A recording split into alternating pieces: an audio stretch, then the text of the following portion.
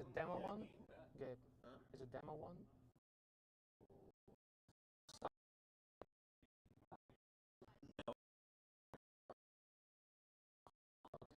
So how would I they have to send change this? Okay.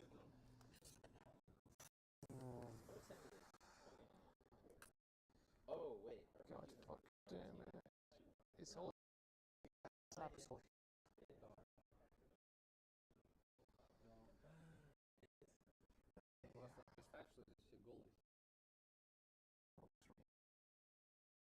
Which is fine. Саш, что можешь сделать, чтобы не бояться сцены? Yeah.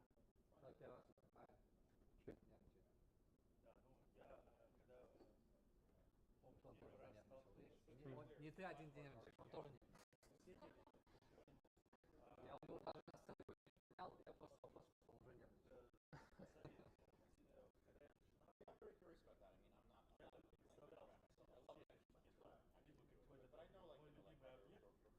Голый, я ему так сказал, что не работает.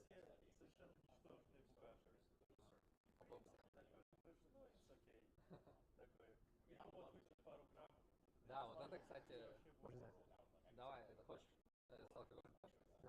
Окей. Да.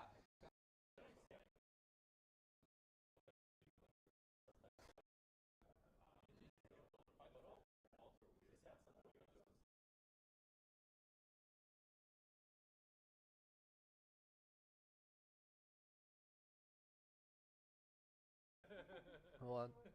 А какой вариант еще? Да. Она даже совещание провести не в состоянии. Да, бывает такое. Она хороший юрист. Да. А какой у вас вариант?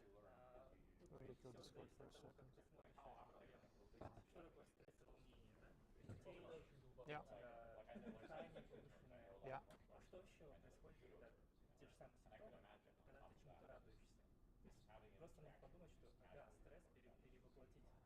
То, что ты excited, да? I have. Взволнован в хорошем смысле, и ты хочешь передать то, что ты хочешь, потому что для тебя это важно, и для нас это важно. Is it fine I publish the Russian? Huh? Yeah, of course. Yeah. He wants to keep it in English. All good. Okay. А ты по-русски понимаешь, да? Yeah. Okay, no. You can find that we in the cafe and we friends. We chill. Yeah. Exactly. Yeah. You know, which is funny actually. This isn't really my first public speech. Oh. 6 years. I mean, but it doesn't count. It's been 6 years ago. Basically, there was this one art event in Croatia. In Ukraine? No, it's Croatia. Oh, Croatia. You said okay. Yeah. So because like.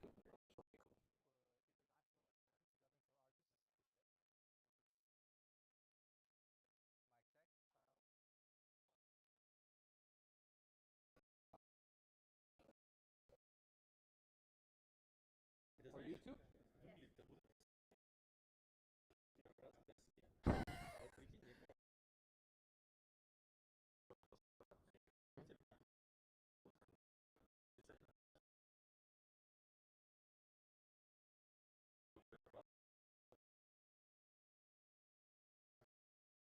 У меня всегда 5 была, и физика. Ну вот, и там меня-то все забулили, короче, такой думаю, it's окей.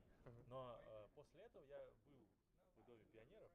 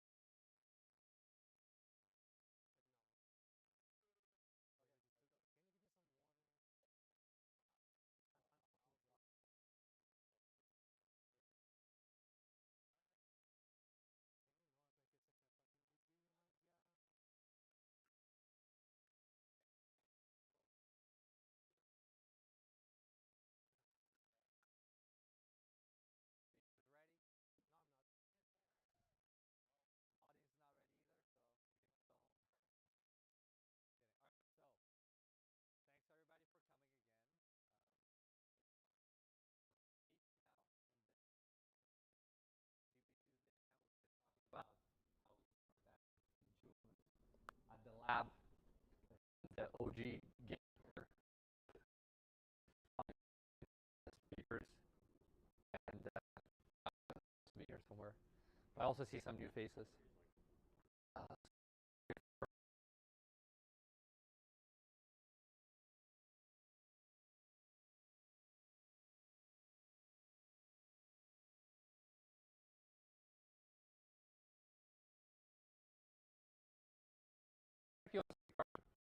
Okay, so I was just, yeah, half the people do. Okay, well, yeah, we were just having a great conversation with Nikolai as well. And what I love GP2 is these conversations, that there's a lot of interesting people that we truly need on this weekly event, because this is what we've been building.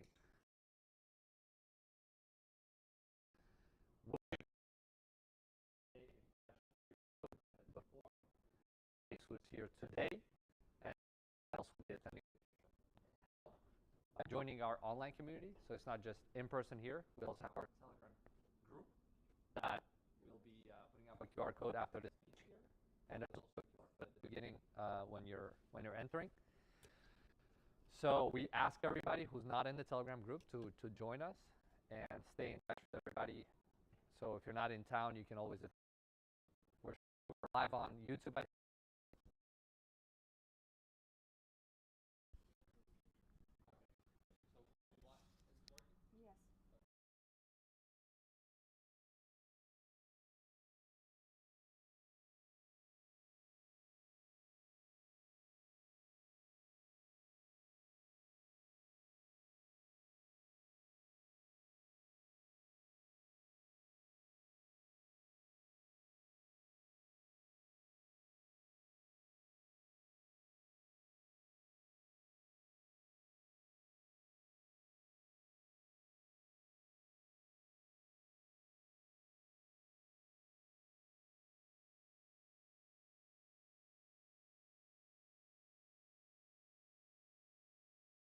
Has been kind enough to provide this whole space on the part to us.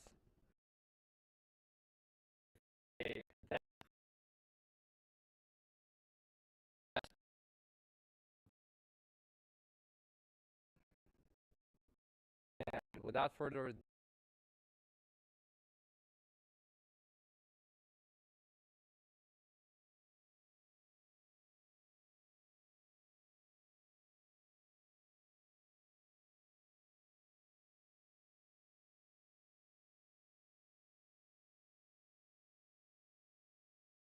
stable diffusion today. Yeah, today. So please, support them in that. I wanted to mention that I was just telling you, this isn't any kind of formal big speech. I mean, this is a big, but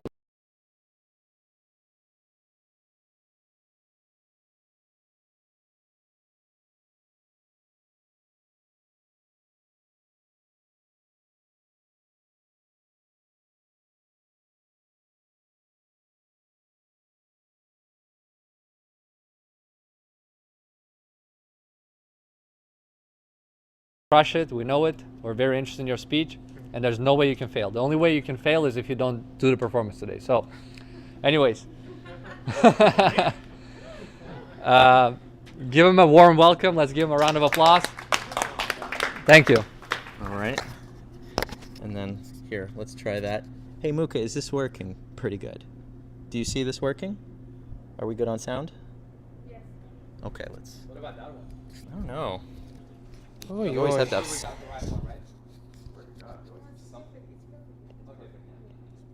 All right, nice.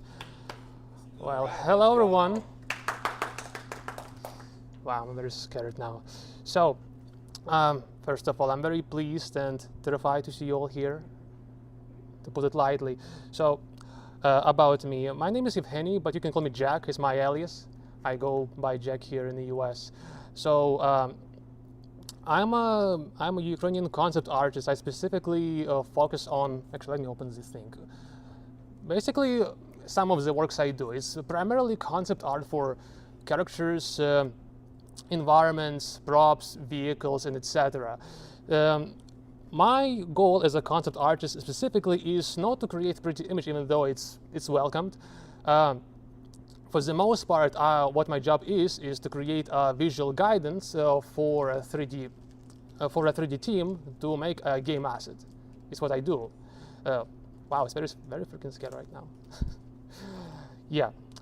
So before I jump into uses of AI in my pipeline, I want to explain what is my plan as a regular concept artist. So when in my job I need to create an idea and deliver it to a 3D modeler team, I usually go through several stages of development. That being creating an initial ideation of let's say, I'm tasked by an employer to create a concept of a soldier woman in some kind of semi-contemporary, semi-sci-fi style. So I would provide one or several entirely different designs, and whichever is approved will go through different stages of ideation, iteration of where I'm going to experiment with different shapes, different types of details, different styles, and as it develops more, different materials, different colors, and whichever is approved gets to the final stage where I get essentially decently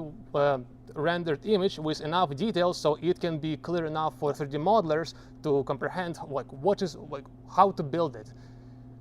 I cannot really deliver this to a 3D modeler. They have to have a clear enough idea of what it is, how to model it, how it's going to be animated, how it's going to be textures, how it's going to be looking in the engine. So while this is a full pipeline of what I do, I also been tasked with doing things like this. For example, it's not full pipeline, but here, for example, I've been tasked with essentially fixing somebody else's work. This particular thing was, I'll get to the final image afterwards. I've been tasked with essentially making this thing into a proper asset, because there have been plenty of challenges, like design didn't really work out, the style didn't work out, the animation challenges were here and there because of the joints, because of articulation issues. Basically, I had to be a little bit of an engineer here and solve articulation, movement. This is supposed to be for a VR. So this robot is supposed to be controlled by the VR controllers, and so I had to make a design while maintaining some of the old elements, but so it has proper range of motion, essentially being a little bit of an engineer, if you could call it that, to whatever extent it applies, and avoid clipping. And eventually I got to this point where it looks like this. And this counts as a clear enough visual guideline for the artist, for the 3D artist, to build it into a game asset. And I even have a link of that being in a game, or rather in an engine. Let me play it again. So it's supposed to look like this.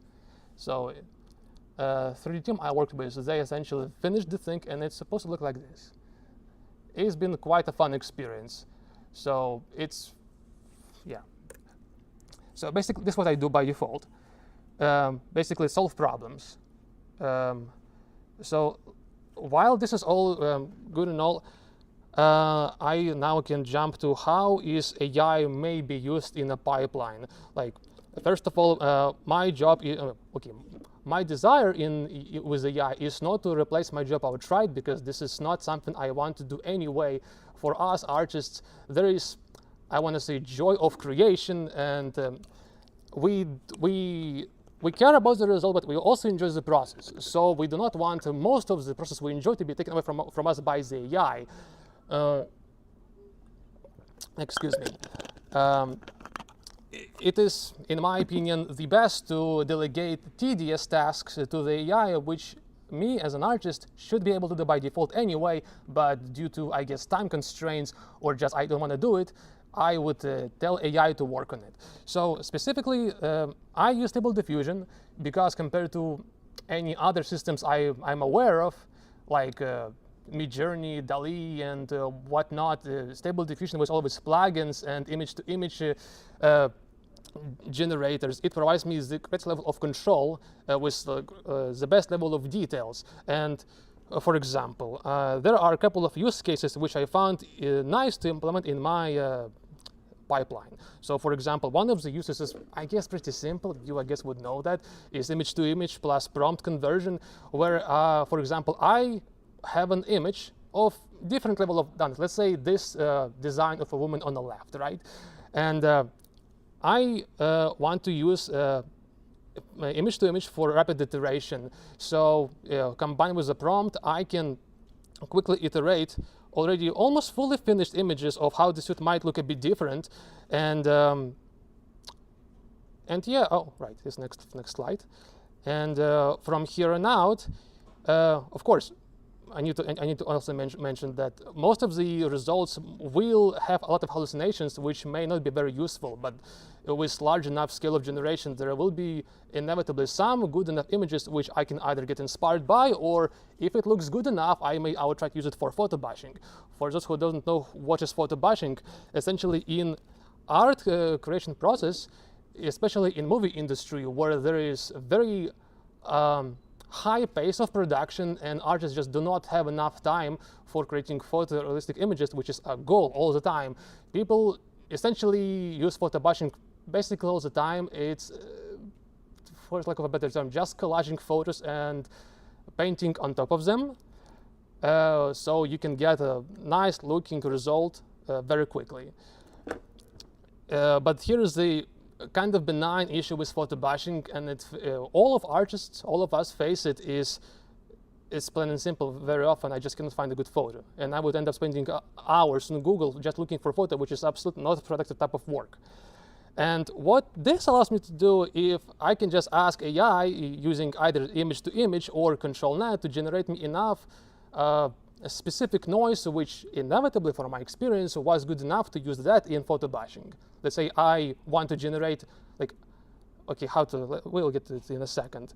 Actually, let me get to it right now. Right now, if I can find it. Yeah, I'm so sorry.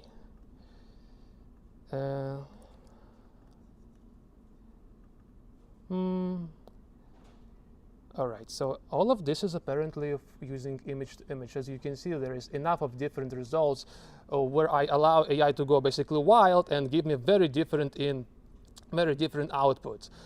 Most of it may not be used, but again, as a base for inspiration is very nice.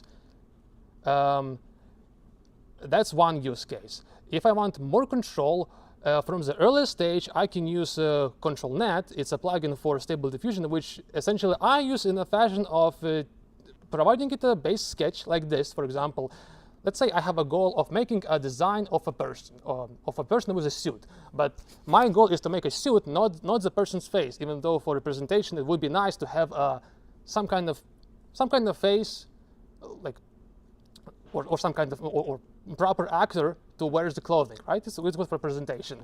But I, for whatever reason, cannot find a good photo online, which happened right here. So what I ended up having, I drew this little sketch within like 15 minutes, put it in ControlNet, and I got a lot of stuff like this, which on its own is, yeah, it looks fine, but it doesn't have enough fidelity. But what I do is apply photo bashing here. For example, I may like hair over there, or lighting over there, like eyes from one image and like skin or something else from another, and I just combine them together into a collage, which gave me an end result like this if it opens. Because I specifically wanted stuff like this. Obviously, this whole thing is just to design glasses. But I needed an actor, because if it's just some random face, it wouldn't work. It's one of the it's a use case which really works for me. So again, it's just to remove tedious work and to get good enough results. So for me, this really does work. From, again, my experience with Stable Diffusion is very limited, but from what I have found, this really does work for me. And I would say for me, this would be the extent of what I want to delegate to the AI. And the thing about AI, we as artists have very mixed opinion about AI. I want to add more to it. Most of artists really are afraid and hate image generations. For example, like I guess you all should know that. Wow, and there my thoughts go away. Many artists are substantially opposed to the idea that their art without anybody's without their permission will be used to generate countless models, and those models can cheaply mass produce art in the same style, in the same fashion, on demand by anybody else in the world. Of course, what it led to is there are real use cases, or real how to even say it, real incidents where essentially some companies being caught in using AI made with initial input of art from those employees who they either before or after fired. So this really does present, again, just some of the articles. There's quite a lot more examples. I just could find only these because I have very limited time. Basically, yeah, artists feel quite threatened by this fact. And what else? Right, there are also a kind of more a minor thing, but it really does show that artists really are opposed to AI in their majority. For example, there are like some of the biggest art platforms like ArtStation, this is ArtStation, or DeviantArt if you know about these sites. Basically, those are the biggest repository just for people to post their artworks. Some are amateur, ArtStation is for professionals, mostly for professionals. So what happened is essentially those platforms, when the AI began proliferating actively, they openly endorsed the idea that all of this art of all the people who post here can be used to train models, and those models can be used by companies and whatever else. And it ended up in a lot of flash mobs and a lot of artists leaving. And for example, this is what a page looks like normally, and this is what it looked like during one of the flash mobs. A lot of artists essentially even had their career damaged because even though there is no direct evidence, they all claimed that they receive quite a lot fewer commissions, they get hired less, or they don't get hired out for the salary position, but instead now they only are tasked for the 1/10 of their previous rates to fix a work which was done by AI trained on their previous works. So of course this is a giant ethics issue, and most of artists understandably really hate this. That's majority. Minority of us, I guess me including, try to see beyond that, even though it is understandably quite very scary for us. We try to see AI as, I guess, even though a disruptive, but still a tool to assist us, like any other previous disruptive technologies which help increase productivity. Even though it's all nice and good, I would argue that use of AI should be very limited for artists, and there are a few points which I'll get to when I open my iPad.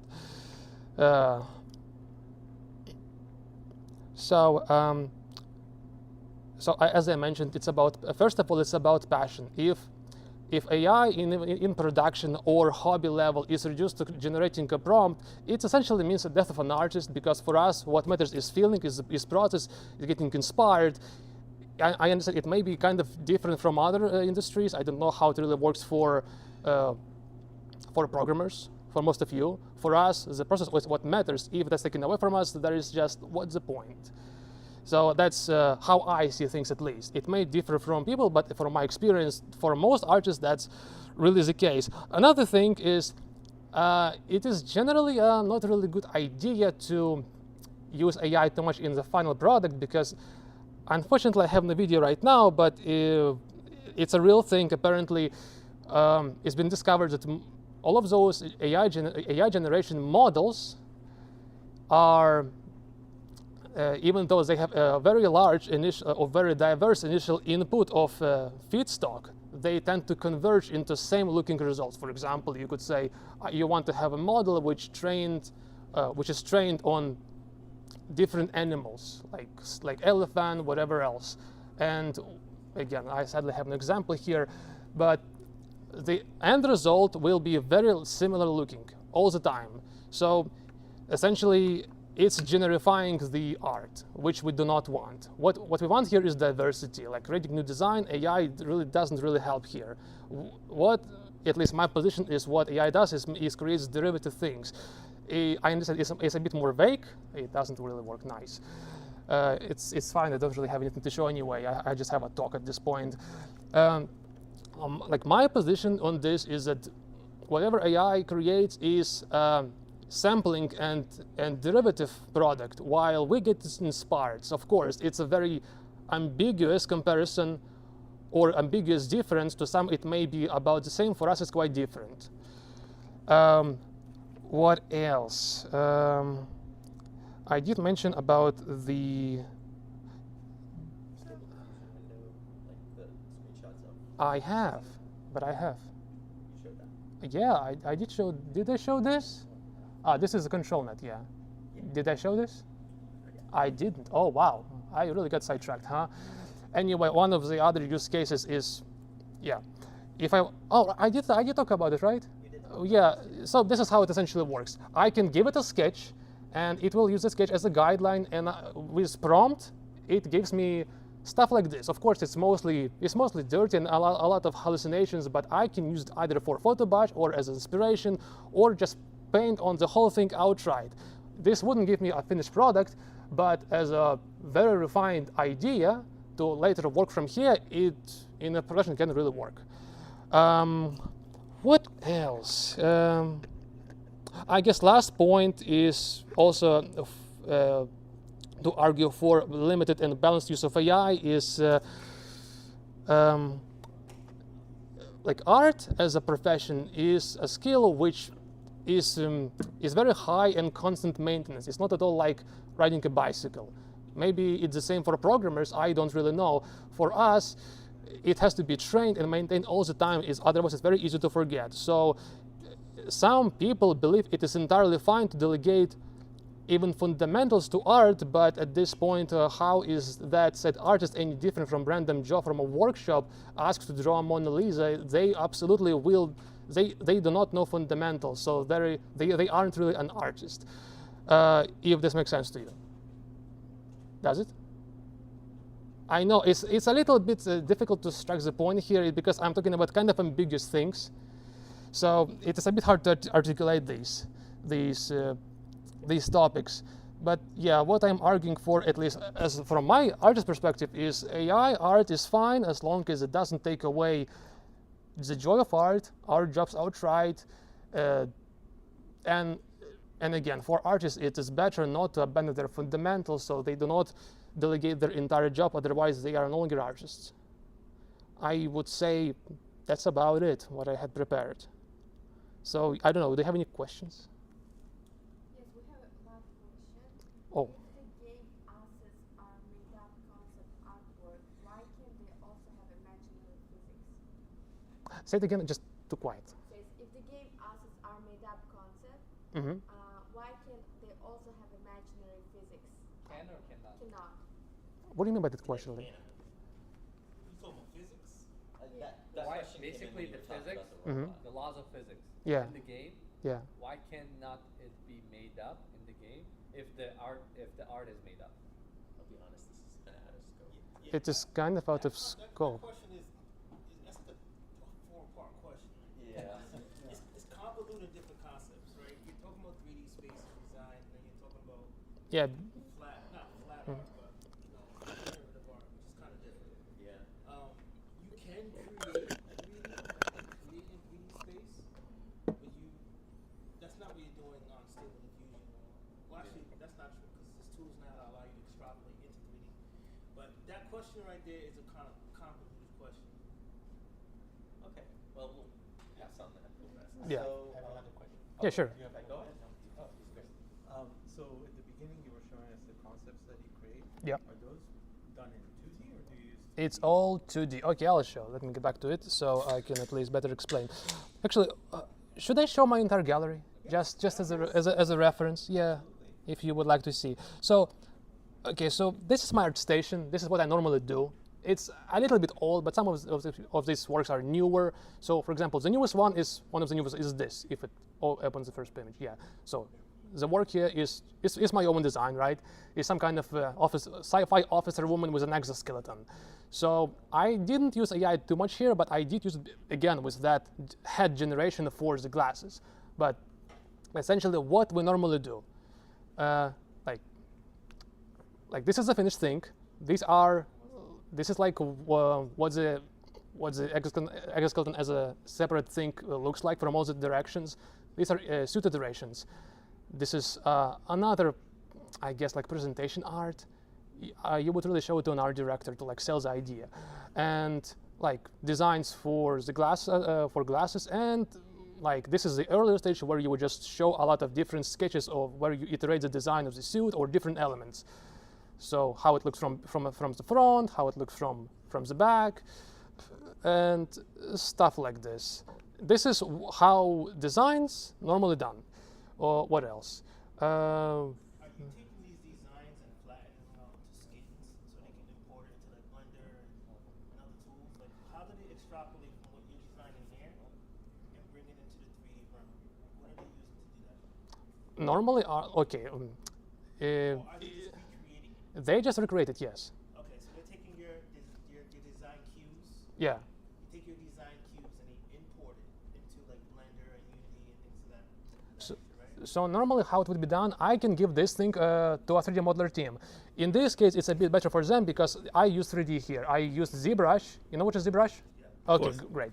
I made a ZBrush sculpt for the body with the head, for the exoskeleton, and our 3D modelers will love it because it tells them exactly what is the proportions. Because as much time as I can, how to even say it, I can spend infinite amount of time on just drawing in 2D, but it will never show it from all the possible angles. I cannot spend like 2 weeks drawing this from like multiple angles. It's just not efficient. So to save me time and to save them time and to save money to the employer, using 3D base sometimes is the best. And with this combined, is going to be enough of a visual guide for the modelers to create the idea exactly how I envisioned it. So just about like this. What else? I mean, when it comes to character design is one thing. When it comes to illustrations, I didn't really use it at all for illustrations. Storyboards, I mean, I didn't use it at all for storyboards. But eventually it could be used. AI could be used for storyboards eventually, right? I didn't get there yet. Gabe really wanted me to show this thing. It's a concept for a game. It's all made by me. All of these designs, all of these illustrations with characters. I don't know. Do you all know about this thing? Did he show? Some of them. Some of them. Okay. So it's like little cute chibi game of these little cute dudes in space. So yeah, would I use AI here? No. Because again, that's getting back to the point of having fun working on design. Again, I'm going to mention this thing, which I have no idea if people can relate here, but maybe you heard like how artists say this art, like the art has soul, and the AI generated imagery doesn't have a soul. Again, it's a very, very ambiguous thing. It's very like, how do you quantify it? I don't have a solution how to quantify it, but like how do you feel about it? Does it make sense what I'm saying right now? Yeah, it makes sense. I mean, I think some people look at it differently. I'm not an artist. Yeah. But I create dope art in these platforms. So, I mean, I'm not a native artist, right? I never grew up doing art like my brothers, and my brothers did. Right. But I do create and I do model in these tools and these in these AI tools. So I guess I'm kind of a fake artist, if you want to call it that, or a pseudo artist. So artificial artist, So it really depends. Because my brother, he grew up drawing by hand, and when I share some of my, like for instance, I've done a couple books now, like children's books, and he was like, "Well, it's not real art. That's done by AI." And I'm like, "It's selling better than your stuff." So. Well, many artists do share this opinion. Yes, they really. And it's a weird space, right? Where I mean, I think it is art because it came from my inspiration. Although I prompted it and I steered it, right? It's different than me drawing it by hand. Yeah, I guess what matters to most artists is the fact you made it by your hands, so most of the way through, if not all the way through. Well, I think that it depends largely on whether your goal is the process or the result, right? Because it's like you got like two intersections here. You've got artists who are entrepreneurs and they make money, and then you have entrepreneurs that make art now because we have AI. And so essentially what's probably the biggest concern for AI, for artists where AI is now a factor, is that there are so many more entrepreneurs than there are artists, and the entrepreneurs used to need artists. And as they need them less, they, you know, start to just kind of cheapen what you do. True. This is how artists see it. And here's the thing: with all of the artists who hate AI, how to put it this way, those are people they aren't entrepreneurs in the first place. Those are people who want to enjoy creating art and, as a bonus, make money with it. They aren't entrepreneurs in the first place. They just want to create, first and foremost. And if it makes money, let alone enough money to live nicely, that's great. But a lot of people, they want to draw just for the sake of drawing, and even though they enjoy it, they end up living in semi-destitute because something which brings you joy doesn't necessarily pay the bill. You follow? So I guess this is it. AI illustrator? Who do you consider yourself? I mean, I'm a regular artist, I would say. My usage of AI is very limited. Like how to put it? Okay, so in this entire portfolio, only this project has usage of AI. Everything before it is fully manual. Again, I can of course be afraid of AI. I can hate AI, but I think AI here is to stay in whatever shape or form it will be in a year, in 5 years, in 10 years. So I think for me it is better just to be prepared for whatever is to come. Like, better safe than sorry, I would say. Like, we don't know what is going to happen with our industry. Like, I don't believe it's going to outright kill my job, or like make some kind of AI apocalypse. I don't think it's going to happen, but it will be. It is already very disruptive. Where it's going to go from here? Well, I hope it wouldn't get much worse, if it makes sense. I have a couple of questions. Yeah. First is, what prompted you to try AI in the first place?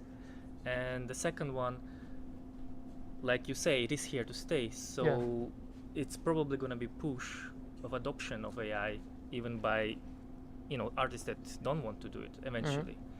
So where do you think this kind of transition will happen? Is it like people will realize, okay, that's great, that can, like you say, remove some of the boring work, and maybe they will change their mind? Or do you think the push will be more like from the top, where the managers will say you need to be twice as efficient, and unless you can't do it, you're out? So what do you feel like what's going to happen in those? What's it covered in here? Yeah. So expectations with AI are quite a lot higher, and they hire way less people. It's just in China. I don't have a specific example happening in the US, but I'm sure it already happens everywhere because I speak to artists and they all complain about it. Again, can we just go through your questions one by one because I already forgot them? So first question, why did you decide to try it yourself? Oh, very easily. It's his fault. Okay, so you were inspired, or? No, he prompted me to do it. He outright forced me to do it.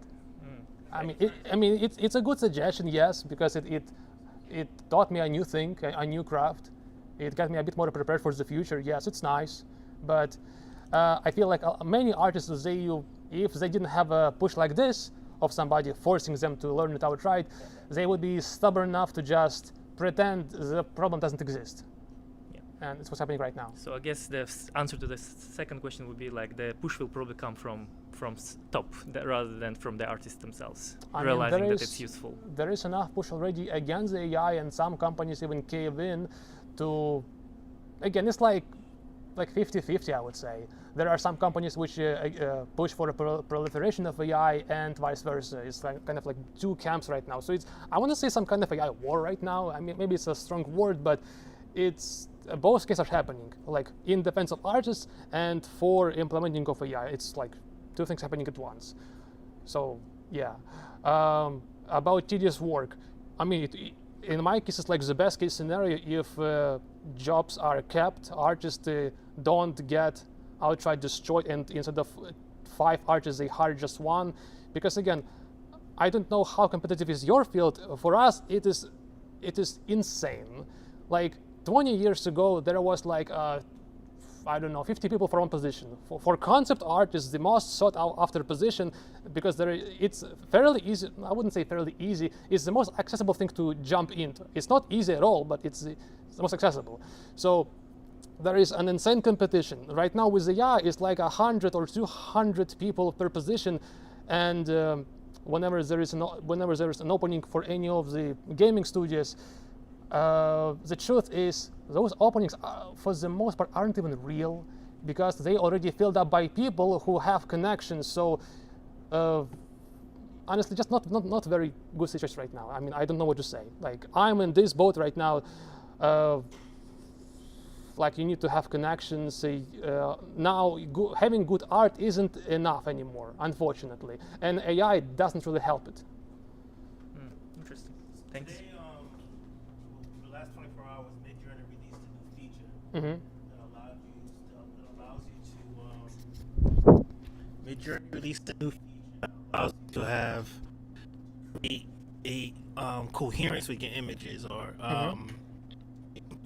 you can create the same photo of the same person. All right. Over and over and over. Right? Yeah. With you, I can make a cartoon or animation, and take your character that you have right there, Mm-hmm.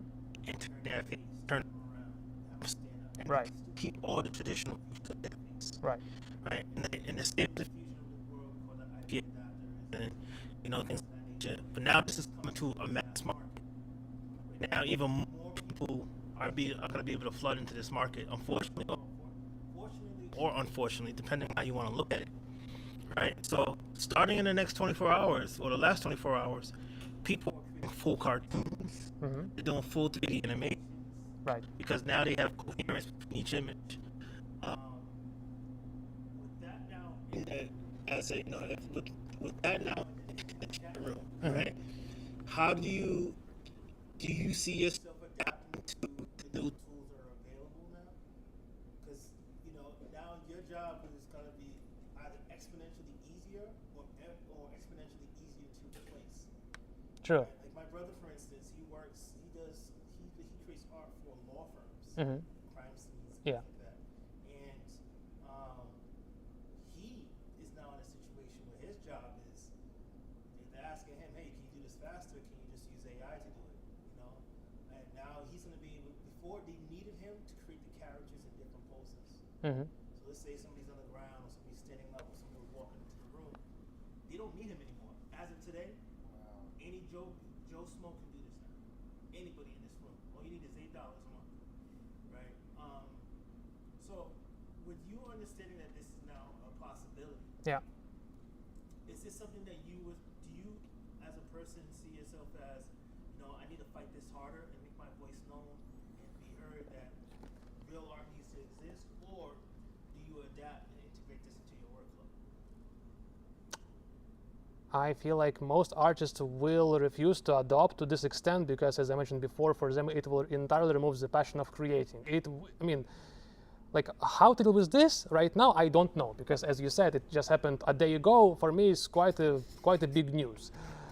Right now, what really is mostly defends artists is, I guess, social push against AI being implemented everywhere is really one of the only things which kind of keeps the jobs, maybe. Beyond that, I really don't have an answer for you. Like, yeah, it does threaten me, jobs like me and beyond, and as it develops more, it's going to threaten people further down the pipeline. Like, then 3D modelers, what they do is a lot more technical, so it is more challenging to replace, because you need to have like very specific 3D models, like everything has to be very exact. Like with this, it's a lot of abstraction here. So yeah, I don't know how it's gonna go. I mean, people just can hope. Yeah, I mean, people can prepare by learning AI and implementing it into its pipeline. But as I said, I do not really feel excited to replace most of the craft which makes me happy by AI, because otherwise, what's the point? If you could take that first caricature that you had, Yeah, and use the AI just to rotate that person, left, right, looking up, looking down, without you having to actually draw it out. Do you see that as a convenience, or do you see that as the enemy? if I create the initial design and I use to rotate it around, I guess it's convenient, but again, I highly doubt AI won't help in a lot of random stuff, which I have to later fix. I think it's gonna be an inevitability. It's gonna make my work less, I guess. I mean, I mean, yes, it's convenient. At the same time, it's less work, so you get less money. So yeah, that's the challenge of it. Valid. Some artists will I guess be opposed to it. I still don't know how to feel about it. I mean, my my thought here is some of the tasks will be exponentially easier to do because AI assists them. Maybe some other new tasks will appear. Like again, some jobs get replaced, new jobs appear. With art, I don't know what is going to happen in the next month. It's changing too fast for us because artists spend literally, in many cases, a decade just to master their craft, and then this technology arrives and within mere months replaces or disrupts the entire industry. For most of us, it is quite devastating. Right. I can see that. I can absolutely see that. So that's basically it. I don't know, any more questions? Well, I just want you to know we support the artists here too. So I appreciate I it. think that I think you're doing dope shit. I want you to keep doing it. I know people like us, like me. I'm definitely one of those people who innovate and use a lot of AI art. Like I don't really. For me, it's challenging because I come from an art family. But I will not really hire an artist right now for most things. Like for instance, today I had a couple guys in this room. We were designing logos, right? Pretty sophisticated logos too. Not like Fisher Price, my first logo. Like really well designed, well thought out logos. And I know that logos is trivial, right? But again, the guys who I'm doing it with are just straight up nerds, right? And like these guys are. I'm not gonna point them out, but some of them are some straight nerds, you know. And they're not artist bound, right? They're not come from a foundation of art, but we're putting this stuff together. So I understand both sides of the fence. I know my brother's perspective, which is he shares the same perspective as you, and but I also think there's an important place, right? There's no such like some of the cartoons and some of the stuff, the illustrations and some of the 3D. So my brother worked for this company called Qatar. He created a game called Qatar Hero. He was him and his fiance were responsible for designing the characters with art, but also designing the clothing, right? And it's those jobs are becoming extinct now, unfortunately, right? Video game companies are like Activision, not Activision. Who's the one that makes GTA 6? GTA, Rockstar. Rockstar. Yeah. Rockstar is now using AI. Right, which is crazy because Rockstar, they've always been in 3D for a while, but I mean, with Rockstar getting rid of artists, it puts it in a weird place. But like, what I'm saying is this: is one thing I can always appreciate is good art. One thing I can appreciate on my wall is good art. So I know it sounds discouraging. I know this shit is kind of crazy right now, but I think it's also we appreciate the value of it more. When this dude draws me some artwork, I'm like, that's dope, bro. But when you put a mural together, or you put a painting together, or it has a different element to it that we do respect. I mean, it's human labor value there, yes. When it's mass produced by a system, like how much value can you add to it if it costs like a mere cent to produce in raw power? Yeah. Basically, artists right now are kind of suspended in the air for what is to come. Like most of us just do not know what will be with our professions. I would like to believe it's not going to be like an Armageddon and Skynet taking all of our jobs and killing all of us, but it sure does look like this for a lot of artists right now. Right. Well, I have something to input, and so I want your thoughts on this. Basically, I'll move over here so nobody has to like turn around.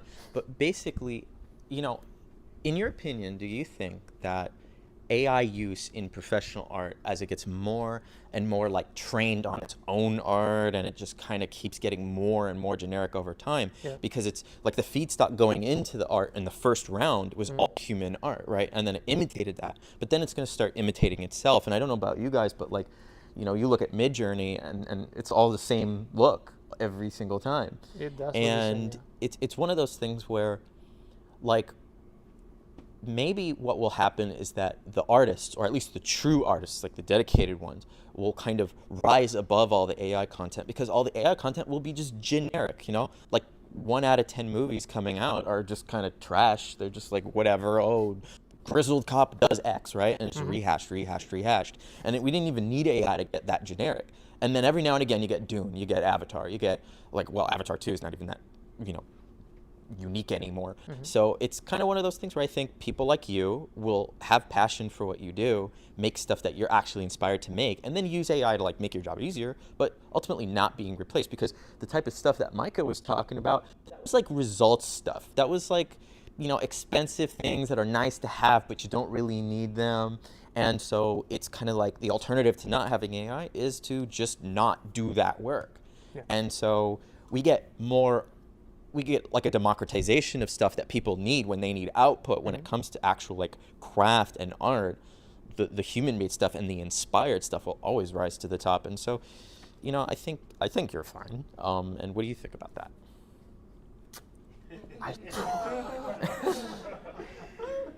Very condensed question, huh? Well, that was more me opining. Have you played with any of the video tools? Have you checked out No, not my field at all. You haven't touched it. Have you so Stable Diffusion has some really cool models, plugins and models that are coming out that allow you to extrapolate your image from a 2D to a 3D image. And it interpolates the back. So let's say you have the front of a teddy bear. It interpolates what the back of it's going to look like. Have you used any of those tools? I haven't tried. I know about those tools, and from what it looks like, it really gets you enough to get a simple, rough, blobby 3D shape, which honestly, right now, I can easily create in ZBrush on my own. Right. It essentially gives you a textured sketch, and it is not that much slower to create manually. But again, what we like as artists, we like full control over the process. Right.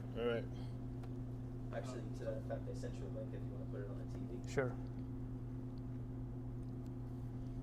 On Discord or where? Yeah, I sent it to you on iMessage. All You right. can see it right there. Just open it. What is this? Let's open it.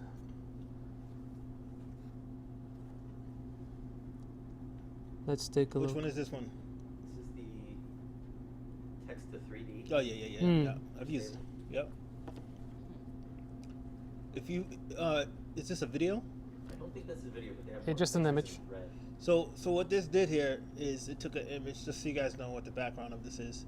It took an image from probably Stable Diffusion or whatever, and it turned it into an object that you can move around in 3D space. Yeah. So it actually creates an OBJ file and allows you to use IP adapters and there's some other stuff that's going on here, but it allows you to create 3D objects from a 2D object, such as this flying dog over space. But for some people who don't know how to design or do 3D modeling, this is a huge time saver, right? For me to create this dog in Blender or Unity or even Z Paint, it takes a little while. I mean, sure, I start off with my basic shapes, tube, circle for the head, cylinders for the legs.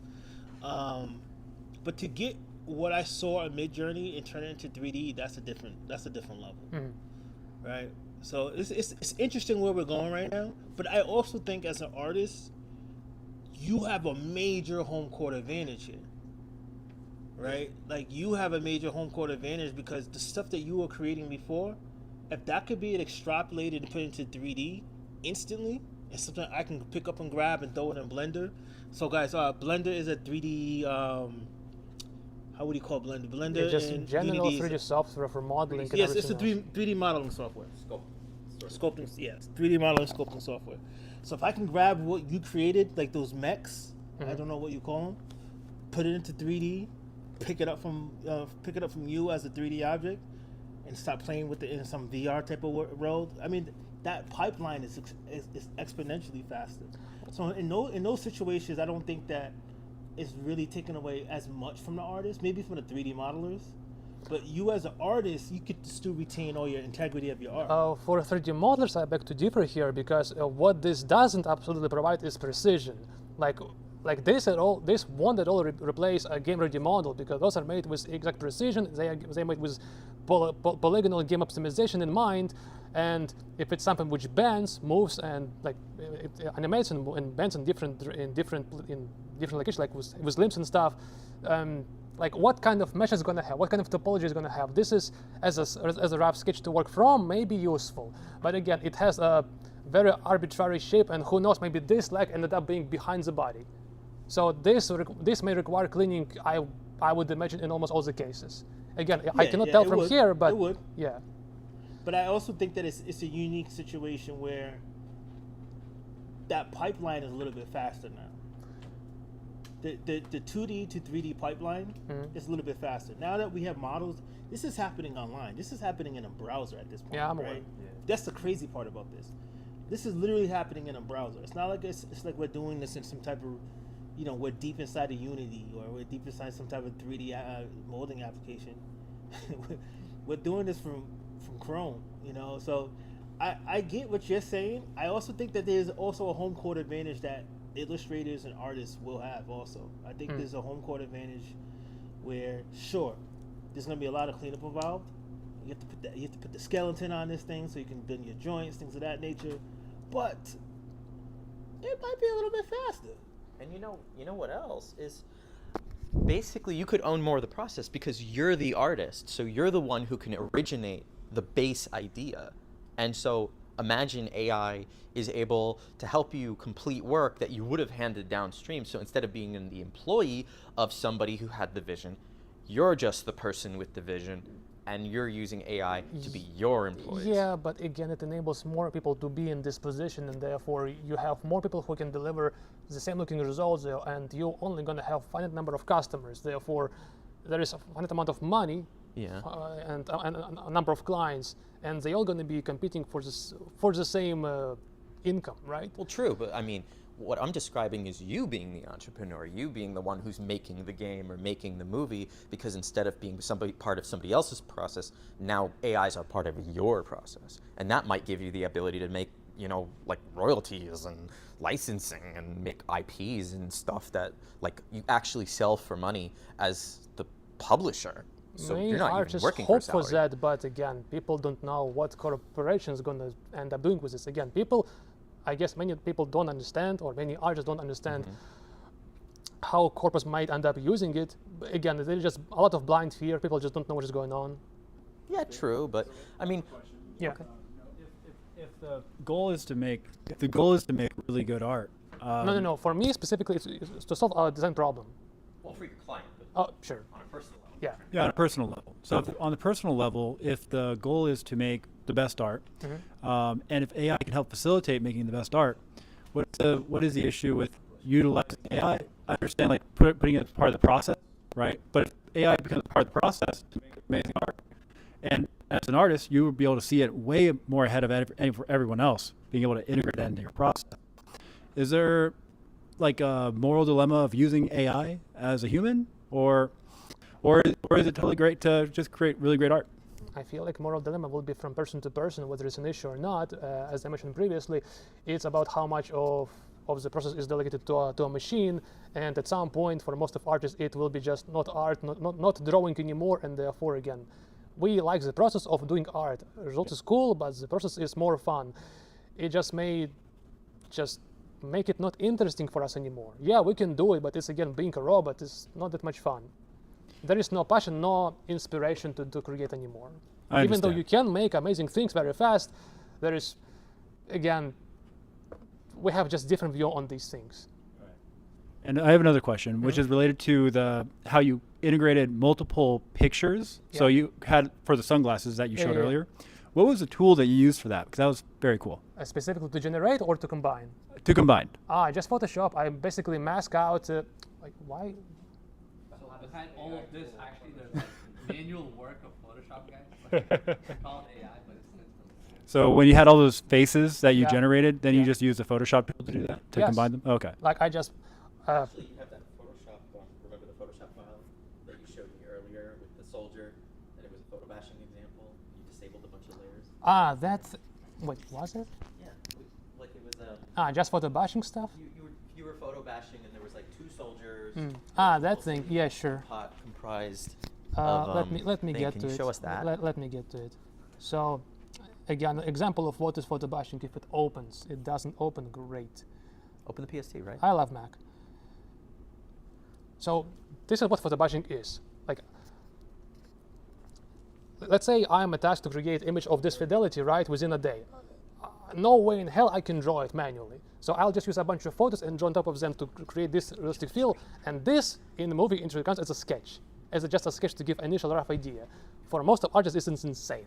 But this is, I guess, the standard. So, for example, the face is not drawn; it's just placed as from a random photo, which I managed, thankfully, to find. Sometimes I cannot find the photo, and then, well, sucks to be me. And you just combine many photos together, you get this. So that's what it is, really. It's not just photos. There is so much work on top of it, because without overpainting, it looks awful. So what AI does, in a sense, is give you feedstock. That Yes, is exactly it's a what you feedstock need. generator. For that one, no. It was like several years ago. I didn't use But you used SDB it for at the all. sunglasses one. Ah, for sunglasses, yes. Let me get there 1 second.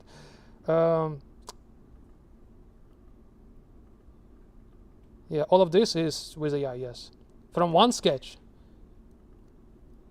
Like, let's say this looks, of course, very realistic, obviously. But let's say I'm under very specific result, very specific feel of the face. Like I want to make a specific actor because I'm very OCD about. I guess you all can all relate, right? To be OCD about the result. Yeah. So here I was OCD. So let's say I like hair there, or I like the ear there, or lighting there, and yeah, I just combine those things by masking them out, and basically there's the whole process really. Nice. And a bit of overpaint, of course. Have you used any upscalers? They don't really work in the way I would prefer, to be honest. They, like when I use upscaler, I wanted it to add details, and it just hallucinated stuff which I didn't want. Have you heard of a tool called Magnific? No. I'm going to share that with you before I leave today. Sure. It's a very amazing tool. No. Oh, me. I mean, he wants to. I'm sorry, I talk a lot. You know what? I do want to say this, and in your defense, my brother, he doesn't like AI. Nothing I can tell him is gonna make him change. Mhm. But I felt the same way as a DJ. I was a DJ for years. Growing up, I was a DJ, and I was a turntablist, scratching, doing stuff on my arm, behind the back, all this crazy shit, right? And I was doing all these clubs and tours, and then they came out with DJs who were using just software only. And they were rocking out these massive EDM concerts, and all they had was a laptop and a little tiny controller, right? And I used to be like, "There's no freaking way that this doesn't make sense," you know what I mean? And people were like, "Well, it makes it more efficient, and he doesn't need all this equipment now." And I'm like, "But you're taking away from the art," you know what I mean? Like, and Now everybody does it, including Ultra, which is like right. one of the And biggest. now it's common, but you still respect the craft, though.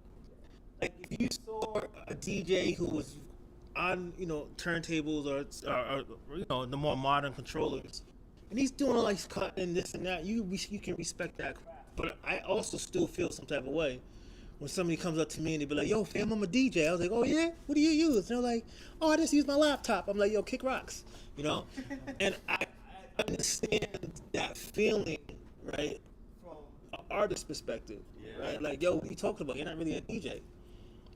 But then again, he is a DJ. He's selling more concerts than me. You know what I'm saying? He's rocking shows. So I absolutely get where you're coming from. I understand both sides of the fence. I think you're doing an amazing job. I think you keep up with this shit. And yeah, man. Figure out how we all can make some money. Last call for questions. Well, not really question, but like I wonder if no one really knows what's gonna happen in the future, but I wonder if we can take a cue in the past about what's gonna happen, and it kind of happened before already. Like when the computer art came, right? A lot of artists were also very against that. Like they were very, very like neglectful of it, saying that this is not real art. The real art is paintings, and a lot of people ended up artists became a UX designer or web designer or typography and all those other variants. And then another case as well is like when manufacturing came along as well. Like before that, clothes were being made by hand, and pottery. Today we have everything from IKEA or from mass-produced manufacturing, but you still have like those pockets of artisan goods.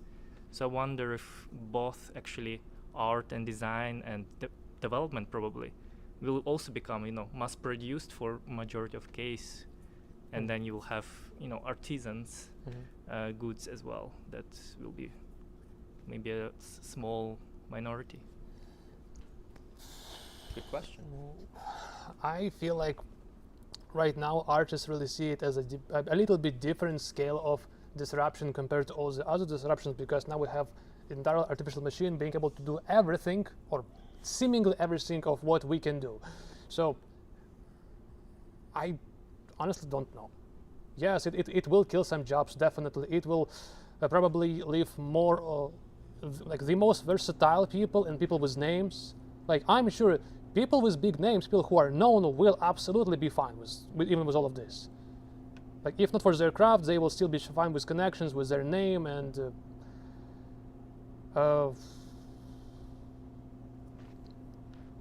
yeah, I don't know. Questions. I don't have this fully fleshed out, so bear with me. I like the perspective that you're bringing, which is owning every single portion of the process. Yeah. And it seems like where AI systems have really found their niche is allowing humans to own every single part of the process, but having sub responsibility of the process be alleviated from your mind. Yeah, we don't want to push for dystopia where all the jobs are replaced, all the fun stuff is done by machine. I mean, like, there are still drivers, but self-driving, you can do things like lane changing and stopping at red lights. Right. It's like a task that's now alleviated from your mind. For programming, you're still owning every single part of the process, but you have Copilot, like you can tab complete to alleviate maybe repetitive parts again off of your mind. But for at least the tools and systems that I've seen in like the art worlds, sure, what's very different is just as prompts to just straight up like fully finished product, and then there's like example ChatGPT, you can kind of sort of adapt some things. You can say remove the apple from this picture or add something out, but again, the fine-tunedness, it's not there. Okay. So I guess I'm trying to say, like, what in the AI tools universe is like something that's really knock out of the park. This alleviates a task from my mind, like self-driving switching cars or Copilot tab autocomplete, because like sometimes upscalers, they introduce artifacts and sometimes they really suck.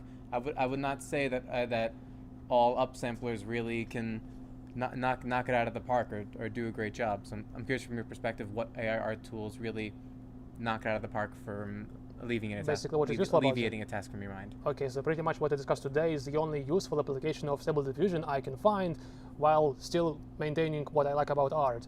So maybe I want to say maybe a bit self-limiting, because I'm sure I could do more. It might look a bit more generic, because all the artists can easily tell in a sea of different arts what is generated, because there are still the same looking artifacts. There is still some, maybe not with the hands anymore, but with the eye, some little things with hair or anything else. It all, like, if it's a finished thing, we can tell it apart. So how to really answer this question? What I do here, I feel like, is the extent of what I would be okay with using. I wouldn't really go beyond that. So really, it looks like product and throughput, like the amount of samples that you can produce to decide between. Yeah. That's the killer feature. Yeah. Again, this is not to create the final thing. It's just to help me to get there faster. And again, I'm for being able to do all this on my own. If this replaces my fundamental, this is really bad, because at some point, it will be. If this replaces my fundamentals, this means I'm no longer an artist. It means a death of an artist. And what happens from here on out, whenever this is going to be a fundamental for future generations to become an artist, I really don't know what's going to go from there. Again, it's very ambiguous field. I don't know how to really predict how it's gonna go. Maybe I'm a bit of a traditionalist about this in this regard. I don't know how to even put it in words. Basically, I'm fine with limited use of AI, which alleviates tedious work, but nonetheless works I can easily do on my own, just to save me time. That's my position. Cool. I'm not even saying it's the right way to do it. It's a use case. It's a situation where I can use this, be faster, and yet have fun. That's basically the situation I'm having here. All right. Good job. I think we did it. Good. Thank you.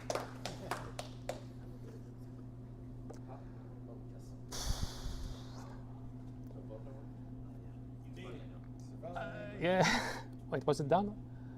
Wait.